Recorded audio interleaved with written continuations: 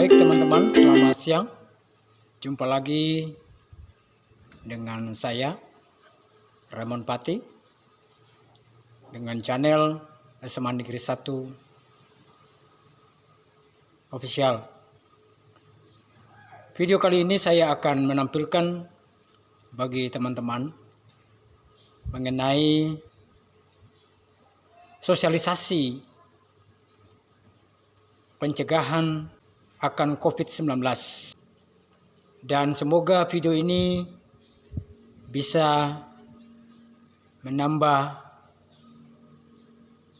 pengetahuan bagi teman-teman, apalagi saat ini kita sementara diperhadapkan dengan adanya pandemi COVID-19.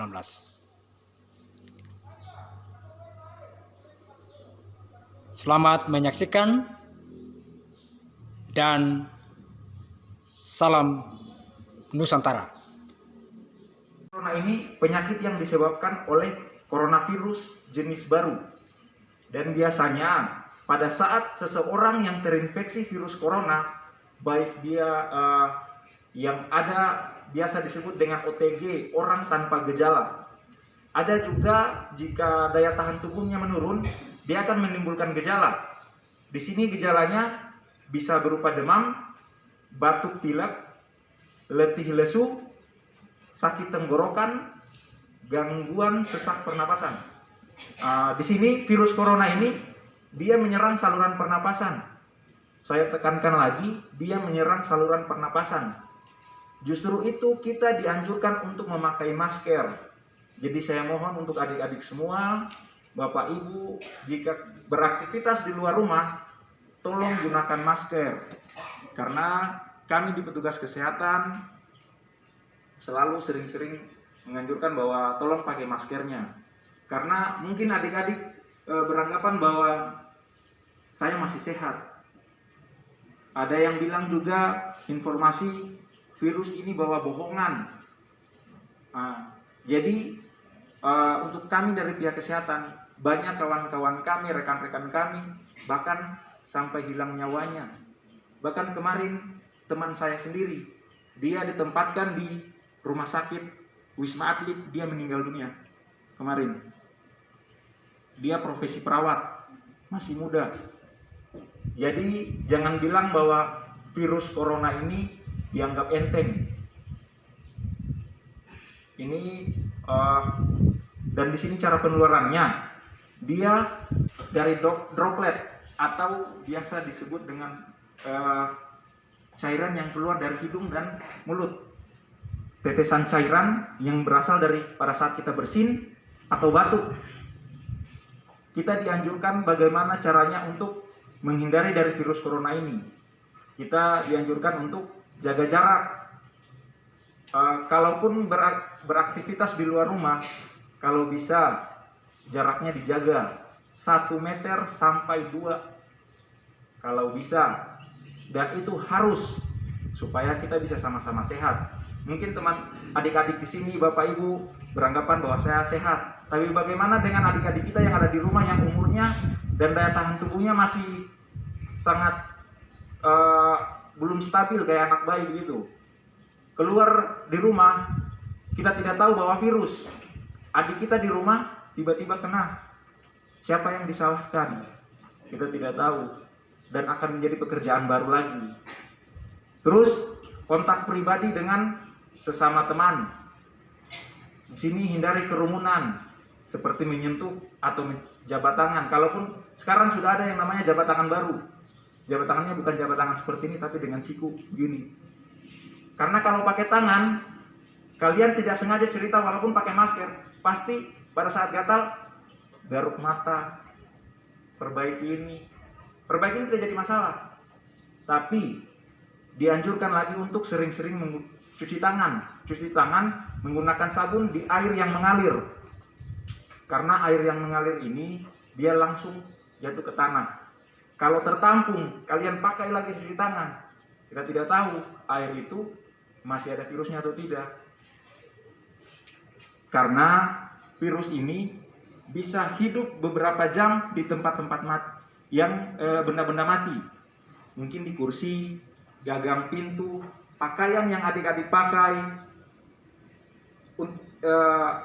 seharusnya dianjurkan itu buat adik-adik jika pada saat di sini berkumpul dengan yang lain, pulang dari sekolah, pakaian itu langsung ganti, cuci supaya besok bisa digunakan lagi. Di rumah gunakan pakaian yang baru, karena kita tidak tahu.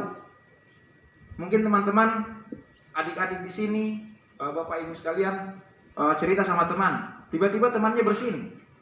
Apakah tahu bahwa droplet cairan yang keluar itu langsung kena baju atau langsung dibawa angin? Kita tidak tahu, karena di situ kita tidak bisa lihat. Jenis virusnya itu sangat kecil sekali, tidak bisa kita lihat. Ya, di sini untuk menghindari kerumunan, jangan sering-sering menyentuh mata, hidung, mulut, karena dia penularannya masuk lewat mata, hidung, sama mulut. Dia menyerang saluran pernapasan, apalagi jika ada orang yang punya penyakit bawaan, itu sangat cepat sekali. Penyakit bawaannya itu sangat cepat sekali, karena dia setelah pernah masuk dalam saluran.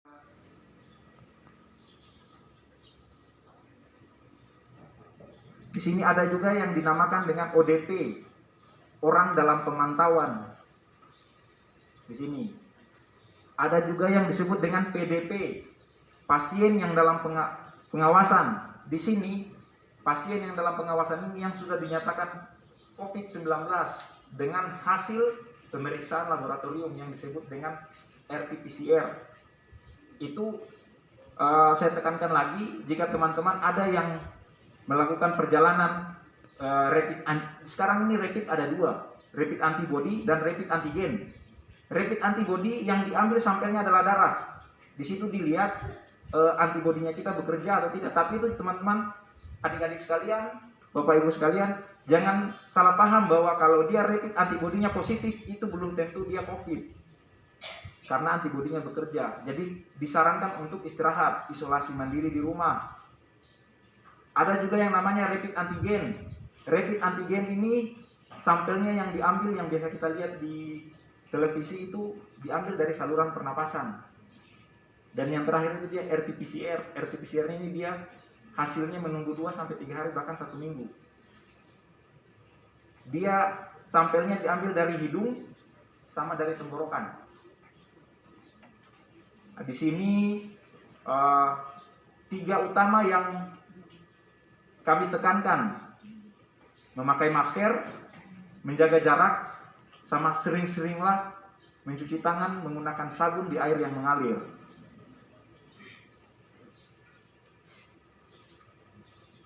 Di sini adik-adik sekalian, bapak ibu, di sini bukan kita hanya untuk menjaga diri kita, tapi menjaga keluarga kita. Bagaimana kita bisa mencegah COVID-19 ini bisa cepat selesai. Mungkin selain dari 3 itu, rajin-rajin istirahat, konsumsi gizi yang seimbang. Gizi yang seimbang ini bahwa bukan harus makan makanan yang mahal, yang mewah, bukan. Di sini yang penting ikan ada, sayur ada, buah. Mungkin kalau buah ada yang bilang bahwa harus buah-buahan yang kayak di kota, tidak. Pisang, pepaya itu sangat bagus. Dia mengandung vitamin C. Vitamin C ini untuk menjaga kekebalan tubuh biar tidak terinfeksi virus. Dan pada saat teman-teman sekalian, adik-adik sekalian, bapak ibu yang pada saat ingin punya rasa untuk bersinnya tidak seperti ini, tutup pakai ini, tapi pakai siku. Kalaupun tidak sempat pakai siku, pakai tangan, langsung cepat-cepat cuci tangan. Apalagi di sekolah, persiapan untuk ujian praktek. Dari pihak sekolah sudah menyediakan tempat cuci tangan.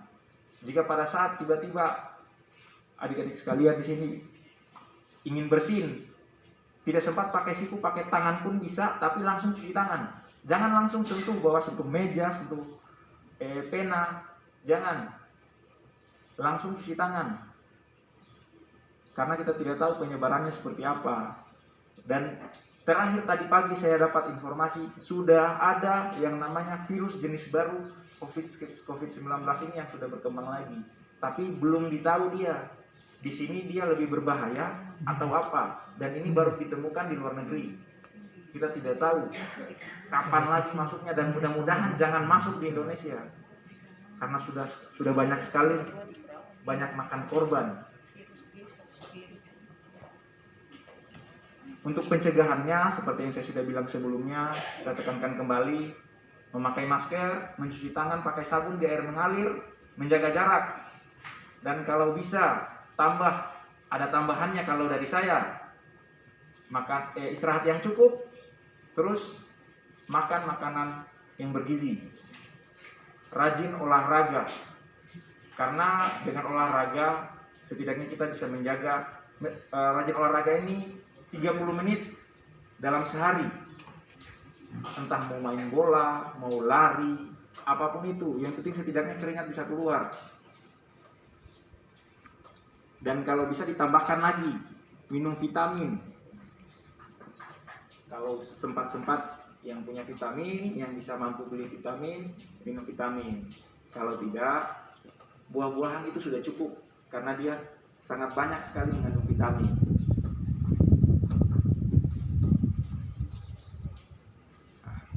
Nah, mungkin dari saya cukup dari itu.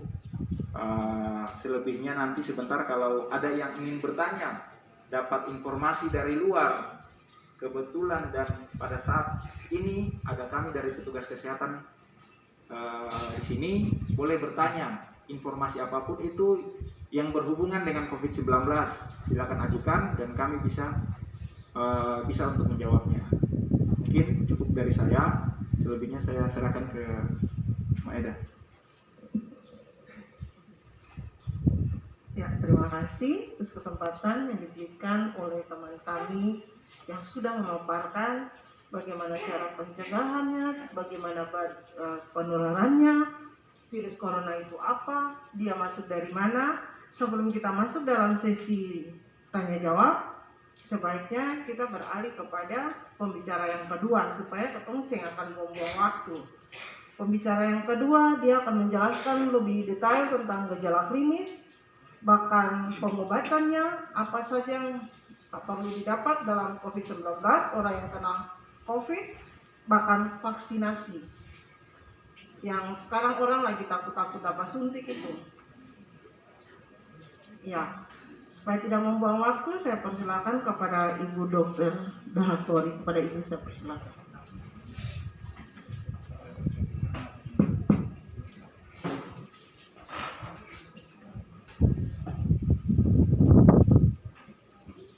Iya, selamat siang. Terima kasih rekan-rekan dari Puskesmas Saparua. Terima kasih Bapak Kepala Sekolah. Terima kasih juga untuk Bapak Ibu Guru, Ibu Pendeta, dan Bapak Ibu orang tua murid dan adik-adik siswa semua. Kita nama lengkap Helisi Dawakori. Kita tugas di Saparua dari Kementerian, tugas di Saparua selama 9 bulan. Sekarang bulan ini kita tugas di Puskesmas Saparua. Sebelumnya kita sudah pernah bertugas di Puskesmas Jasira Tenggara, Puskesmas Satawano, dan di Rumah Sakit Saparua. Dan sekarang untuk bulan Maret kita bertugas di Puskesmas Saparua. Jadi kita akan menjelaskan sedikit mengenai vaksin COVID. Adik-adik siswa tahu tuh imunisasi itu apa?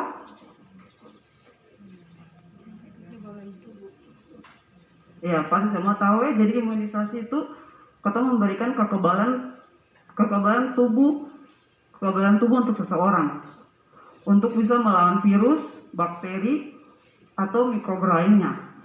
Jadi dalam kasus ini kita memberikan kekebalan untuk melawan virus corona. Kekebalan ini dalam artian bukan berarti orangnya nanti sehat, sembuh, tidak bakalan terinfeksi lagi.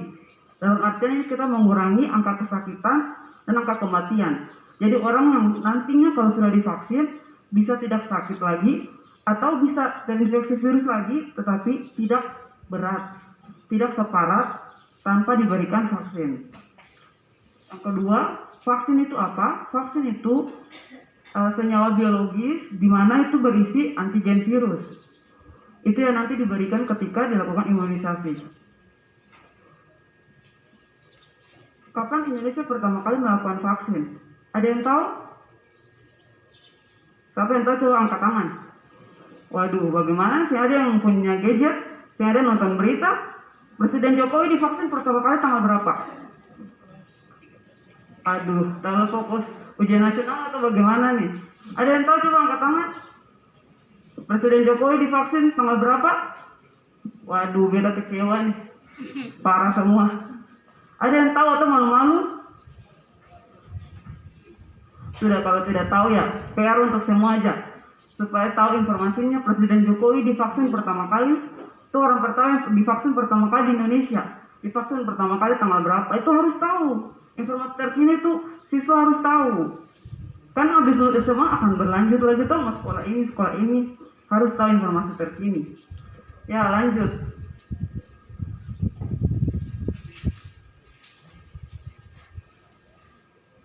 Ya, jadi orang-orang siapa saja yang bisa menerima vaksin? Orang-orang yang bisa menerima vaksin ini yang umurnya sudah 18 tahun sampai 59. Tetapi sekarang untuk usia lanjut juga sudah bisa. Kalau lansia itu yang penting nanti kita tanya pas screeningnya. Misalnya opa, ada sesak tidak kalau jalan 100 meter? Ada sesak tidak kalau opa naik tangga 10 anak tangga? Jadi sekarang sudah bisa dari 18 tahun sampai lansia juga sudah bisa. Kemudian vaksin ini dari mana saja? Ada dari beberapa negara. Jadi misalnya dari Cina, tergantung negaranya keluarkan vaksin apa, berarti mereknya tuh tergantung negara itu. Ya, ada beberapa negara sekitar 5 atau 6 negara tuh yang mengeluarkan vaksin. Jadi bagaimana proses vaksinasinya? Mungkin di sini ada orang tua murid yang mungkin kerja di rumah sakit, kerja di puskesmas, ada Mantri Roni, Sustersin. Jadi mungkin ya kalau orang tua murid mungkin sudah tahu ya, kalau vaksinasi itu nanti kita bikin itu 4 meja. Ini cerita saja ya. Meja pertama tuh pendaftaran. Biasanya nanti yang mau divaksin itu membawa KTP-nya, kita daftar NIK-nya secara online. Terus meja 2-nya tuh screening. Jadi kita cek suhunya, tekanan darahnya. Kalau misalnya suhunya tinggi 37,5 ke atas, maka vaksinnya kita tunda. Kemudian kalau tekanan darahnya lebih dari 180 per 100 mg, kita tunda dulu. Kita biarkan istirahat dulu, kita tensi ulang lagi. Kalau tensi ulang, tensinya sudah turun dari 180 per 100, bisa divaksin. Selanjutnya ada beberapa pertanyaan. Misalnya, dia ada riwayat alergi tidak? Dia ada mengonsumsi obat rutin tidak? Obat rutin untuk penyakit paru kah? Penyakit hati kah? Penyakit ginjal kah? Kita cek apakah ada minum obat-obat pengencer darah tidak? Ada minum obat-obat ginjal tidak? Obat-obat hati tidak? Ya, dicek semuanya. Itu di screeningnya itu ada beberapa pertanyaan, nanti dicek. Nanti hasilnya bisa dilihat apakah ini orang layak tidak divaksin. Nanti setelah lewat meja 2, nanti meja 3 tuh dilakukan vaksin. Jadi disuntik secara intramuskular ya, di deltoid sini. Sama belajar toh, disuntik. Setelah di meja 3, nanti di meja 4 itu dilihat, diobservasi selama 30 menit. Ada tidak yang namanya KIPI, kejadian ikutan pasca imunisasi. Ada KIPI tidak? Dilihat selama 30 menit itu. Kalau tidak ada, berarti orangnya aman lewat. Terus kekebalannya bagaimana sih? Jadi vaksin itu diberikan 2 kali, dosis pertama dan dosis kedua. Dosis pertama diberikan misalnya tanggal 1, Bapak Jokowi diberikan tanggal 13 Januari. Terus 14 hari kemudian tanggal 27 baru diberikan lagi. Jadi misalnya diberikan tanggal 1 dosis pertama vaksinnya. Ditunggu 14 hari, diberikan lagi, divaksin lagi pada 14 hari selanjutnya dosis kedua. Jadi nanti kekebalan tubuhnya itu untuk dosis pertama dia naik dalam waktu 14 hari. Nanti dosis keduanya itu naik selama 28 hari. Nanti dilihat kekebalan tubuhnya naik. Tapi kalau sudah divaksin bukan berarti kita sudah sehat. Itu yang tadi kita bilang. Dia tidak membunuh, tidak menyembuhkan. hanya mengurangi angka kesakitan dan angka kematian dan membantu perekonomian bangsa kita. Jadi dalam artian dia mengurangi, kalau misalnya kita terinfeksi yang harusnya beta nih bisa berisiko sakit berat, jadi sakitnya lebih ringan karena beta sudah divaksin. Atau beta nih yang kalau terkena sakitnya ringan bisa terkena lagi, beta yang muncul gejala lagi, misalnya begitu. Ya, jadi tetap pakai masker, jaga jarak, rajin cuci tangan. Iya, untuk gejala-gejalanya itu tadi mungkin Pak Alam sudah jelaskan. Gejalanya itu banyak ya, bisa serang semua sistem. Sistem pernapasan, sistem pencernaan, kardiovaskuler, sistem neurologi atau saraf, muskuloskeletal, semua sistem bisa terkena kalau terkena virus corona. Untuk yang sistem pernapasan bisa sesak, batuk, pilek.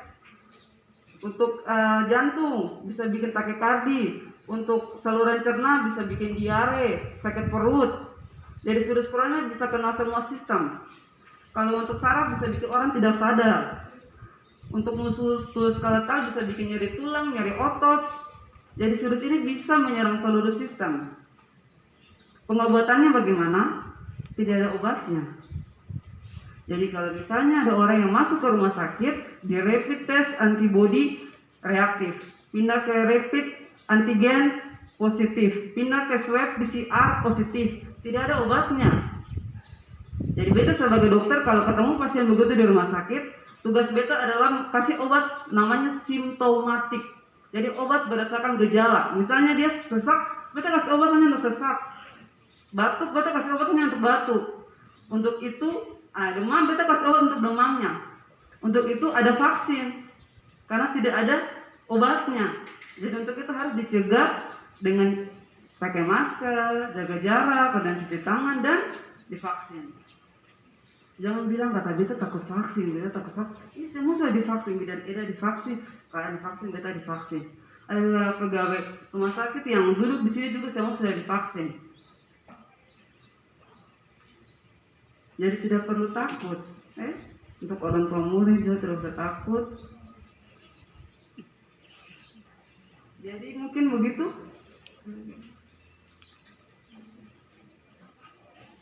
Ya mungkin begitu dulu, sekian untuk sesi pertama. Terima kasih semuanya.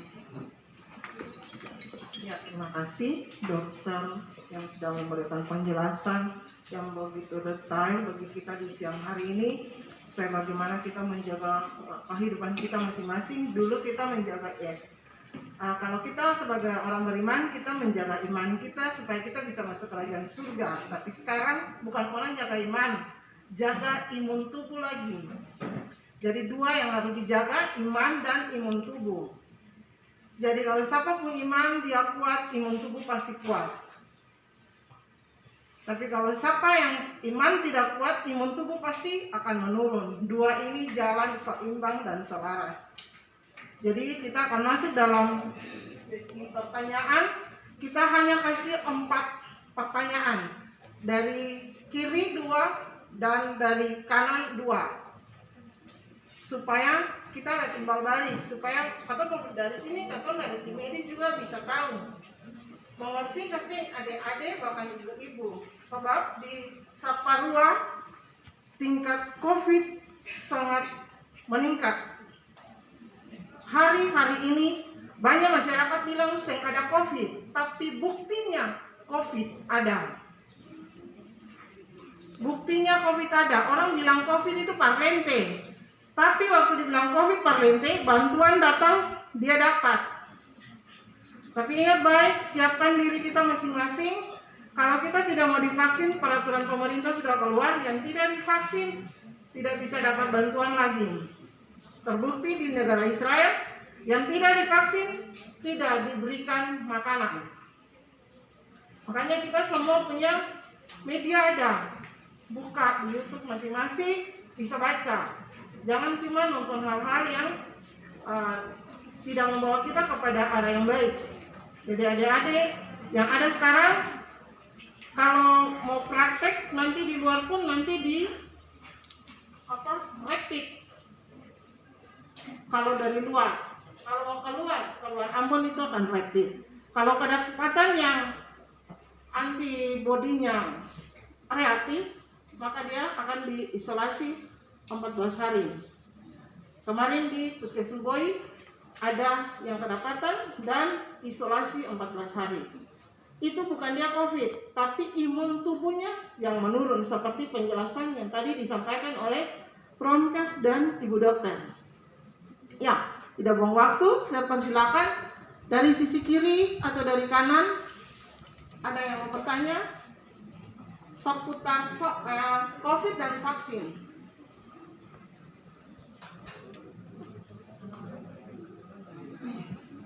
Kalau ya, yang mana yang bertanya? Kalau Pak Mantri, sabar-sabar dulu. Tapi kesempatan for orang lain. Karena di sini saya mau pertanyaan coba-coba kita kasih kepada adik-adik masyarakat yang ada, karena di bulan Maret nanti ada vaksinasi untuk kepolisian camat, bahkan sampai di bulan April guru-guru dapat, sampai di bulan Juni masyarakat. Ya, ada yang mau bertanya?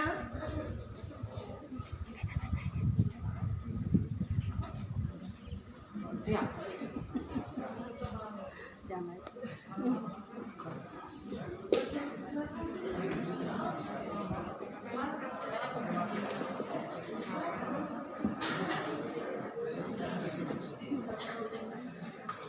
Ya, perkenalkan nama saya Marcel Manutu. Ya, di sini saya akan mau bertanya mengenai dengan vaksin. Tidak bisa untuk divaksinasi. Lalu bagaimana cara tubuh mereka biar kebal terhadap vaksinasi sedangkan dia kan tidak dapat untuk divaksinasi? Terima kasih Ibu.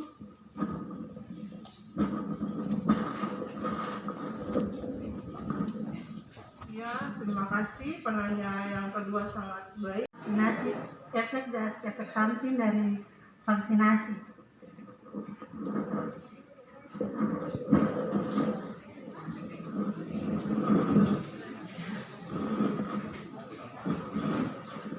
Terima kasih kepada penanya yang ketiga. Ada lagi penanya yang terakhir. Keempat. Orang tua ini. Kalau tidak ada, saya akan persilakan kepada Ibu Dokter untuk menjawab semua ini tentang vaksinasi. Boleh Ibu Dokter menjawab pertanyaan yang pertama tentang cairan yang disuntik pada Pak Presiden Jokowi, yang kedua tentang penyakit bawaan, yang ketiga tentang efek samping vaksin.